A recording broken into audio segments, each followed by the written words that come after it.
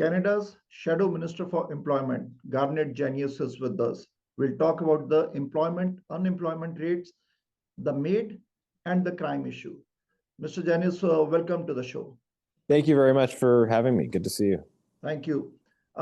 Before I come to the employment questions, is your party ready for the elections or what's going on? Because we have heard the air that snap elections can be there. So what is happening? Because in Peel region, your party has opened the nominations too. Mm-hmm.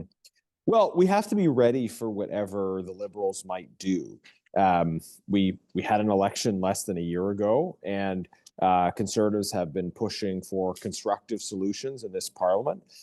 We have been pushing on those solutions and encouraging the government to support the constructive ideas we're putting forward. We've been supporting on bills we agree on and obviously disagreeing where we disagree. But I think we've been playing an effective role in this Parliament. At the end of the day, the Prime Minister, in spite of that, might decide to call an election anyways for his own personal opportunistic reasons. And we have to be ready for that possibility. So we're going to continue doing the work Canadians have given us the opportunity to do. And we're going to be ready to respond to whatever the government chooses to do.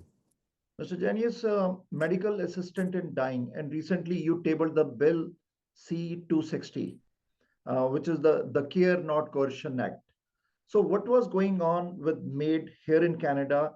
Is there a pressure toward the medically facilitated deaths? What was happening in the healthcare? Why you thought that this bill is necessary, and how this bill will help the Canadians or people with disabilities or seniors? Yes, thank you. This is a very important piece of legislation, C-260. The Care Not Coercion Act, and people can find out more about it at carenotcoercion.ca if they're looking for more information about that. We have heard over the years complaints that in the context of MAiD or euthanasia, you have people with disabilities, veterans, the elderly, who are trying to access unrelated public services. And maybe in healthcare, it may also be something else. There's one case, for instance, of a lady who was a veteran who was asking the Veterans Affairs Department for information about a stair lift. And in the context of those conversations, there have been these instances where people in positions of authority have, rather than focusing on the services people have asked for, they've suggested that they pursue death instead. And I don't think it's appropriate that Canadians with disabilities, others, when trying to access unrelated public services, would be constantly bombarded with these suggestions that they die instead. I don't think that's right. And we know that this has a really negative impact on the lives and well-beings of people with disabilities when they have those suggestions made. It's something that the Inclusion Canada has said they hear complaints about on a weekly basis from people with disabilities. So it's very significant, and we have various stories on the website about it. So I hope people will support that bill and encourage their members of Parliament to support that bill to protect people in these kinds of situations. So where this bill stands right now? Well, so I've just tabled the bill. And I am in the next, what they call replenishment, using parliamentary speak, the next group of bills that will come forward. So I expect debate will start on the bill this spring, and likely we'll move to a vote on it at second reading in the fall. I'm hopeful with enough public engagement on it, this bill will be able to move forward, and then it'll be studied at committee, and that's when we'll hear more testimony on it, and the conversation will continue. But I'm expecting the vote on the second reading vote on this bill will take place this year. So are you hoping that you will get a support from other parties on this bill? Yes, I am. I think it's a common sense bill. The only criticism I've heard of the bill so far is people wishing it went further. The bill has an exception for doctors and nurses, for example, and I know there are people in the disability community that say that exception shouldn't be there. They would rather the bill deal with all instances of coercion, not just by those other than doctors and nurses. What I'm trying to do is make the bill a modest step forward so that it can still get support from other parties. So hopefully people in other parties will see that this really is a step that everybody should be able to agree on. Mr. Janius, you are a shadow minister for employment here in Canada. So my straight question to you is there an employment crisis here in Canada? And if yes, would you like to share some numbers of the unemployment? Yes, I think we are seeing an unemployment crisis, and we had the latest numbers come out on Friday, and especially if you dig deeper into the numbers, it paints a troubling picture because you've got on the face of it, you've got what seems like a drop in unemployment, but actually it's driven by a lot of people just leaving the workforce entirely. So people don't register in unemployment numbers if they're not searching for work anymore. They're not considered in the unemployment category. They're considered in the not in labor force category. So in the fall, our youth employment rate, the number of people working within the total population, fell to its lowest level in more than 25 years. So we're seeing historic generational drop in employment, especially affecting young people. And this has lifelong impacts for young So people. is that figure 6.8%? Well, the unemployment rate for the general population is 6.5%. It's 12.8 for youth. But again, these numbers, in a sense, they understate the reality that we have people dropping out of the workforce.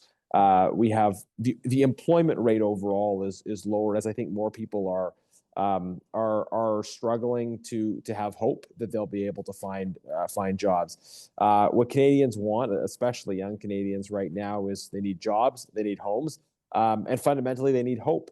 They need hope that that they can attain these things and provide a better standard of living for their families. So there's a lot of different problems that go into this, and I'll say in the fall, Conservatives put forward our jobs plan, very constructive, very robust in terms of what we were calling for on a number of different areas, and the government has not really taken us up on implementing aspects of our jobs plan. So we're trying to do our job, put forward these constructive ideas that the government can take on board. So far, they haven't really chosen to do that, though. We have heard that many times the government in power, they blame everything right now is blaming on the US, on the Trump administration, on the tariffs. Uh, Technology is also playing a big role, like artificial intelligence. It's also a factor for the unemployment. Being in Canada, what we think, being a shadow minister, what do you think? Only the tariffs or the technology is responsible, or our own policies within Canada, they are also the factor for this big number of unemployment? What are the other factors other than artificial intelligence, technology, or the tariffs? Yeah, so let's just go through those. I mean, in terms of AI, there is definitely sort of ongoing and potential disruption to the normal ways work has been done. The question for us is if we're able to harness and use AI to our benefit, or if we get caught behind in the race to use and deploy new technology. That's always the case, but it's especially the case with the advances that are here and that are coming with respect to AI. But I'll say that the jurisdictions that have deployed AI to a greater extent than us, in many cases have lower unemployment. Like it's hard to argue, for instance, that Canada is more affected by AI than the United States, and yet our unemployment rate overall and for young people is higher. And I know, talking to employers, that there's big concern about how policy decisions of government make it more difficult to start and grow a new business. So having a friendly environment from a taxation or regulation perspective so that you can start and grow a business, it allows us to compete in a time of technological change and adapt to that new technology. In terms of the impacts of tariffs, look, absolutely, the challenges around that are having negative impacts. Prime Minister Carney promised a deal with the United States by July. That wasn't us who said that. That was something that he had said would happen. So we are seeing the impacts of that right now as well. But I would say on that, like we can't control everything. We need to control the things we can control. And what is the solution to fix this employment issue? Well, so our jobs plan has four parts that are things we can control. Number one, unleashing the economy. Number two, fixing immigration. Number three, fixing training. And number four, building homes where the jobs are. Unleashing the economy, we've talked about that already in terms of the taxation and regulatory environment. We've proposed various incentives to encourage reinvestment in Canada. We've also proposed the repeal of liberal anti-energy bills so that major projects can actually move forward. That's unleashing the economy. On fixing the immigration, a poorly managed immigration system under the Liberals has exacerbated competition for entry-level jobs. The solution to that is having an effective selection process and appropriate numbers that aligns with the skill needs of Canada, but it's also recognizing the skills of those who come. When a newcomer comes with skills that aren't recognized, that person is forced to compete for an entry-level job when they could be, instead of competing for that entry-level job against young people, they could be using their skills at a higher level. So unleashing the economy, fixing immigration, fixing training. There are mismatches in our training system, and I think valorizing and recognizing trades work and the full spectrum of jobs that our economy needs is very important. The Liberals are actually moving in the opposite direction on this because they're proposing to defund grants to career colleges.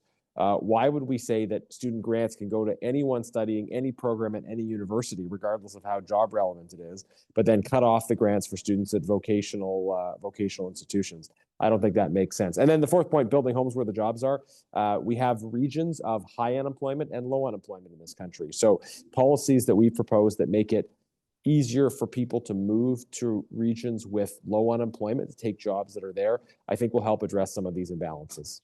Mr. Daniels, let's talk about the crime issue and talk about the refugee issues because the damage has already been done. Now, thing is how to fix those issues because we had seen the international students came here for brighter future, and option they left with was apply for the refugee status, which they did in a large number. Do a crime here in country in Canada, and if you don't want to get deported, apply for a refugee status. Now your party leader, they were asking for one law for all, and they said if any asylum claimant is a non-citizen, if they are convicted of a serious crime, they will be deported from Canada. How you see, because so much of damage has already been done by international students applying refugee, criminals they are applying refugees. What is your party stand and how to fix this issue? Yeah, so thank you for raising this. I think a broad point I would make is that it is critically important that that asylum claims be adjudicated in a timely manner. Some of the claims that people make in terms of asylum are legitimate. Some of them are not. But if you have people, regardless of whether their claim is legitimate or not, that are here for years and years and years, waiting for that claim to be adjudicated, they're working in the process, there's no skill screening for that, and it might be a totally bogus claim or it might be a very reasonable claim, but otherwise the person is, either way, the person is dealing with a lot of uncertainty, and removing someone after they've been here for years is a much more fraught and complicated process than saying right out of the gate someone arrives here, their claim is looked at, it's not valid, and then a decision is made. But now we have this practice of people that are involved in extortion and other crimes who claim refugee status once they're charged. You know, they've been living here on another basis. I mean, that's clearly an abuse of the system. So we need to put a stop to this. We put forward a motion in the House to clean this up. You're right. A lot of damage has been done in general over the last 10 years. I think the demand I'm hearing from every community in this country is for a competent, well-managed immigration system that gives people fair opportunities and also that adjudicates claims in a timely way. And from the perspective of my portfolio, that is looking at skills. Right? There are skill gaps, there are skill needs here, but we don't want to be exacerbating competition for entry-level positions by a system that doesn't identify the skills of those who are coming. Canadians are eagerly waiting for the crime bill. So what is the status of crime bill in the House of Commons now? Because a lot of politics has been done on the crime bill. So we have seen Canadians are suffering with those kind of a crimes. And where is the bill stands in the House of Commons? Yeah, great question. So there have been a few different crime bills. My colleague Arpin Khanna put forward the private members bill, jail not bail. This bill was put forward a long time ago before the government tabled any changes on bail. And what his bill responded to how Justin Trudeau initially really broke the bail system with changes that he brought in when the Liberals first took office. We raised the problems then, and we turned out to be correct. So the Liberals have Bill C-14, which we support this bill. We think it makes a little improvement, although it still does not make the changes that we need in a fulsome way as proposed by Mr. Khanna's bill. So we're supportive of this bill. I expect it will pass very soon. The Liberals were quite late in proposing it, and so now it's going to be going to the Senate, which is quite Liberal dominated. So we'll see what happens there. But we've been calling for these changes for 10 years. Ever since the Liberals made the system worse, we've been calling for them to fix the problems. We have a bill to fix it, which they don't. Which they haven't agreed to support. So C-14 better than nothing, but still not solving the problem. Okay. Final question to you, because in previous year we had seen that youth employment has rose a high level. Even the summer jobs were very hard to get for the youth. What is your final message, being a shadow minister? What message you want to give to the youth who are seeking employment, what they should do now? Yeah, I think it's very challenging for young people out there, and I think young people expect more from their leaders in this regard, which is why I've been championing this cause. I think young people know that it's challenging, but I want to be able in that environment to give young people good advice and support and encouragement. My advice would be that in this tougher economy, it's important to do good research on the labor market to understand what's out there. It's not wise to just say, well, I'm going to study what I love and hope for the best at the end of it. Like take stock of the situation in the labor market. Take stock of opportunities that may exist in other parts of the country. If you're living in a region of high unemployment, maybe spending some time in another part of the country will expand your horizons and also give you an opportunity to find employment that wouldn't be as available closer to home. And start early. Start working or volunteering as early as possible, even as a teenager, so that you can start getting skills that are going to help you have an advantage. It is tough out there. Hopefully we as leaders can make some changes to address that, but certainly wish young people all the best as they try to respond to this environment. Hopefully this might be in your knowledge that many parents have a concern because youth, after their studies from the big universities here, they want to move to US because they think that they have better job opportunities in the United States. They have better career paths in the United States, because in previous years here in Canada, the employment rate, that is a shocking. So youth want to move out from Canada to the US market for the better career prospects, either in the medical field or in the IT field. So that is also happening, brain drain. And President Trump also wants that study here in Canada, come to US because you have better job prospects. How we can control that issues? Our own politicians, kids, they study in US rather than here in Canada. Well, I think Canada's a great country. It is made great by our ongoing efforts, right? So it pains me to hear about these challenges young people are experiencing, but I think they're very real, and we can't take this country for granted. We can't take for granted that it will always be what it has been in the past, which is why it's important for people to become politically involved, propose solutions to these problems, to fight for our country. It's worth fighting for, and we have to fight for it. Thank you, Mr. GENUIS. Thank you very much. Thank you.